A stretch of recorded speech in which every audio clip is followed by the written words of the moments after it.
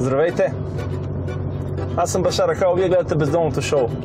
Аз продължавам да нямам студио и разчитам на буди граждани да ме канат в техните домове. Ето днес, например, отивам в Нови Искър при Дани Николов, фен на предаването. Смятам да му се отблагодаря, като му закарам на крака не кой да е, а самата Андрея. Дай ще паркирам ето тук някъде, да изчакам. Тя май закъснява. Малко е тъпо така без студио. Но ако ми дотегна, мога винаги да отскоча до някой клон на Фибанк и оттам да ми отпуснат жилищен кредит. Ето я. Здрасти, ето я. Здрасти. Здрасти. Къде ходиш, бе? Еми, тогава. Ама ти си с нова визия. Да. Жестока визия. Русалка.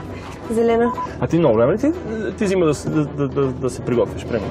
Ох, много време ми идва. Зима ми не им идва, защото аз не обичам много женски истории. Често ти казвам, правя го много насилствено. Обичам да си просто да си почивам и не ми се ходи на фризьор денонощно. Те бои постоянно по 3-4 часа седи, грима, дрехите. Искам ти кажа, че аз не знам на жените, които обичат тези неща, не ги разбирам. Честно, някакво ми е прекалено на мен. Тоест самата ти не си суетна, но професията ти го изисква. Да, задължително трябва да, според мен, да изглеждаме добре. Заради нашата публика, нашите фенове. И аз съм такъв. Малко съм много извиняем, аз пък съм на продължител на диети. Въобще не ти се усеща между другото. Мен пък носа винаги ми запушва. На диети си постоянно да, аз с много голям нос и се чуда даже мои приятели, как този нос въобще се запушва някога. Не, нормално. Аз между съм на диета на Ваня Червенкова и между много добре действа. Доволен ли си? Много да ти кажа, свалих 7 кг. И не ги качвам, което е супер яко. Да, това е важното, браво. А каква е тази диета на Ваня Червенкова? Много странно звучи, но е 2 дена на картофи. Разделно хранене. Да, разделно. След това 2 дена на пиле, 2 дена на салати, 2 дена на плодове, 2 дена на кисело мляко. И си по два. Тъмън ти писне едно нещо друго, ще започваш нещо друго. Ти ходи да правиш и диети или не? Ами правя си постоянно. Гледам, знаеш, по принцип аз не обичам много да ям месо. Честно, ти какво злода си? Нека да познаеш. Наистина, ще го позная. Това някъде е януари, 23 януари. Да, прочета го. Не, прочета го и направи впечатление, между 23 е жестоко число. Защо? Ами 23, аз имам кърмична връзка с хора, които са родени на 23, сериозно го казвам. Не вярваш ли на нумерология? Вярвам. Между другото смятам, че аз скоро гледах един филм и точно в него показва, че всяко едно нещо, което ни се случва, то си не начертано, но реално ние сме начертали няколко линии в живота си. Ние не вървим само по един път и няколко пъти и всичките пътища, които хващаме, те са правилни. Всъщност най-важното нещо, което е това, което искаме да постигнем, то това ни прави хората, които сме, нали, в този живот. Това беше филма и беше много силен. Доста време го мислих след това. С брат какви филми гледат? Ами той не обича много гледа филми, аз го карам заради мен да гледа филми. Той винаги иска да си лягаме, да спиме. Романтични комедии ли обичаш да гледаш какви филми? Хорори или? Много обичам хорори. Не знам защо последно, даже щях да ни изгонят от киното. Сега гледах един хорор, точно беше излезнал. Нощи го гледах.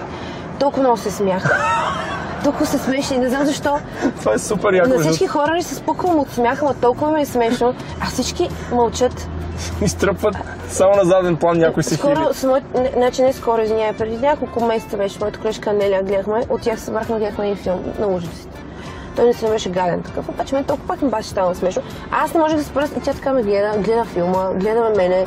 Тя спря да ми обръща внимание, че аз се смея през цялото време, целият ми филм беше... Ако се ядосва. Не мога да огледалото нямам. Яко човек се ядосва нещо. Ай сега, примерно, така като ти свира и ти си примерно с кобрат и той като свали стъклото, какво става, примерно? Не, той е супер спокоен. Има ли извинявайте? И те такива, не, извинявайте, нещо сбъркахме, не на вас, ние тук свиркахме. Разсейват ли се така? Не, по принцип той е супер спокоен, не се нервира. Аз съм по-нервната, която се измервя. Ти нервиш шофьор ли си? Кой кара по-добре кола от вас, знам? По принцип той естествено, че кара по-добре кола от мен, но аз мисля, че за жена доста добре се справям. В смисъл, покажеш ли среден пръст, примерно? Избива ли те понякога или си етично? Това да ще кажеш, извинете, вие сте катил. Не, идваме да го бусна. С моята кола, примерно колата отпред, така ме дразни да си вкарам колата му. Да им дадеш малко тяга, сила. Да ги подбутна, ама викам, няма смисъл. Много хора не са фенове на фолк музиката. Да, така е, да. Смяташ ли, че фолк музиката някакси разединява хората? много отколкото... Като отида в заведенията след 2 часа не ги виждам много разединени, аз ги виждам доста обединени. Обединени са, нали? Си горе. Не, виж какво. Смяташ ли, че крайно време хората, които ме слушат фолк музика, просто да приемат, че това е част от живота на други хора и това би обединило по някакъв начин? Знаеш какво мисля да ти кажа? По-фолк музиката има много хубави страни, има и много негативни страни, което е абсолютно така. Аз съм правила много големи грешки в моята кариера. Например, че показвали се много части от моето голо тяло, тук, там. Разбираш, някой път наистина ти казвам, че хората си мислят, че съм го правила, а просто съм била по-откачена, по-разюздена по поведението си, по-темпераментна, което всъщност е хубаво, когато си на сцената и забавляваш хората, но е лошо, когато примерно по някакъв начин си се образил с туалета си. И не съм обръщала внимание, но може би е трябвало да обърна внимание на тези неща, защото според мен са били някакъв вид грешка. А ти примерно сега съжаляваш ли, че някой си участвал в някакви еротични списания? Или не еротични, ами такива, как се казва? Да, те са такива, да. Искам да ти кажа, имала си някакви такива фотосесии? Някак си не съм толкова съжалявам, защото не мисля, че те ме оформят човека, който съм аз. Аз съм това, което съм по действията си, по това, което ще кажа на хората и най-вече по действия, защото аз мога да кажа всичко, всъщност, извиняй. Каквото и да кажа, мога да ви изложа в момента и тебе и всички. Мога да ви изложа, но истината е, че действията ме показват аз какво момиче съм, какъв тип съм, каква жена съм, какво харесвам и какви ценности имам. Вярно, голите снимки определено изгледат много морални ценности, обаче това е шоу-бизнес, да забравяме и в крайна сметка това е част от шоуто. Искам да те попитам, значи ако имаш цялата власт за един месец в държавата, какво би променила? Аз примерно конкретно за себе си знам, че аз бих вкарал ужасни наказания за мъчение на животни. Си много животни вкъщи, между другото, и когато се пребера вкъщи, когато съм с тях, не че това мога да смени присъствието. Какви животни имаш? Кученца, котенца, на котка им, че 3 кучета всъщност. Едното си е мое, но другото на майка ми и баща ми.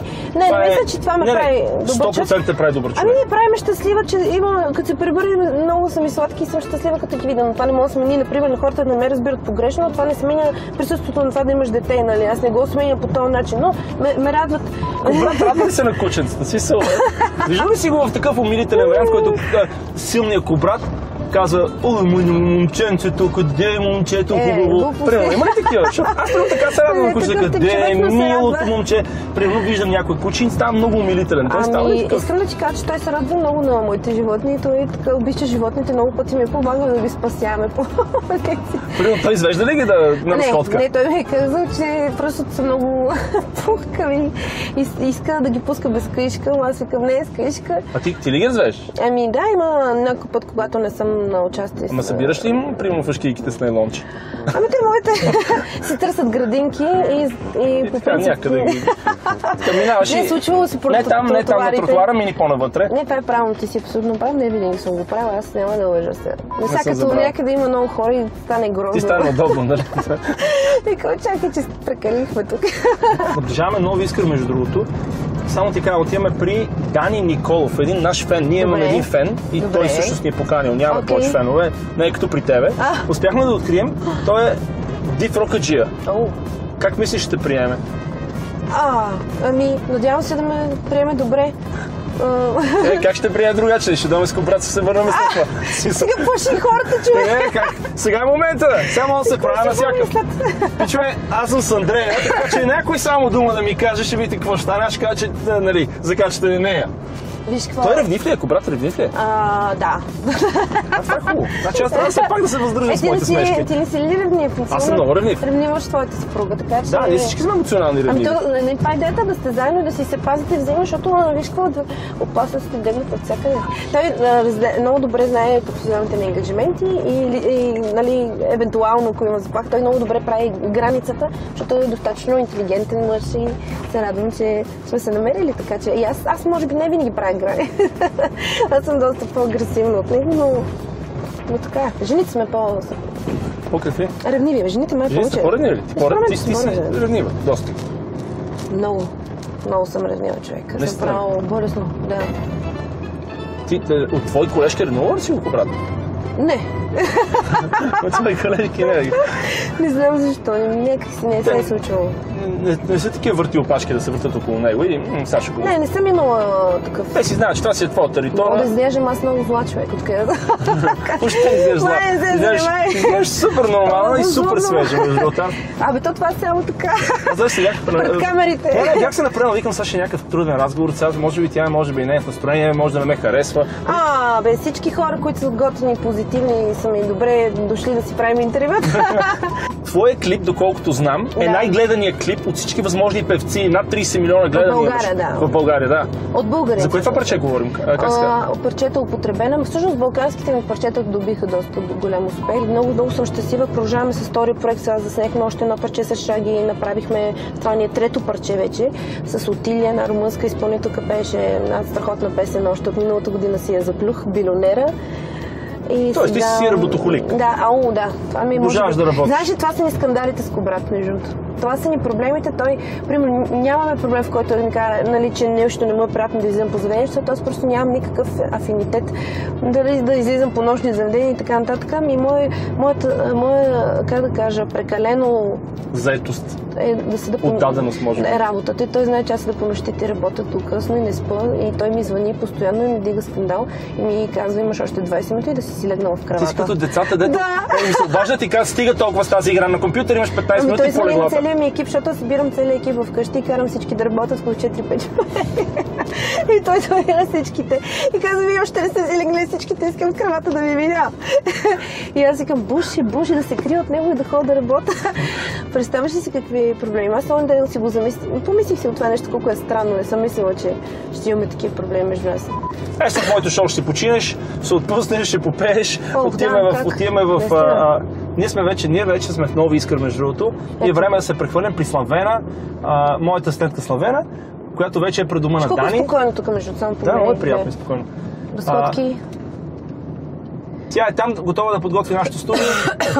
Докато тя се бъхти, ние с тебе може да излезем по един круасан тук някъде на бензиностанцията, защото сме звезди, разбираш. Така правят звездите, да круасан на бензиностанцията. Аха.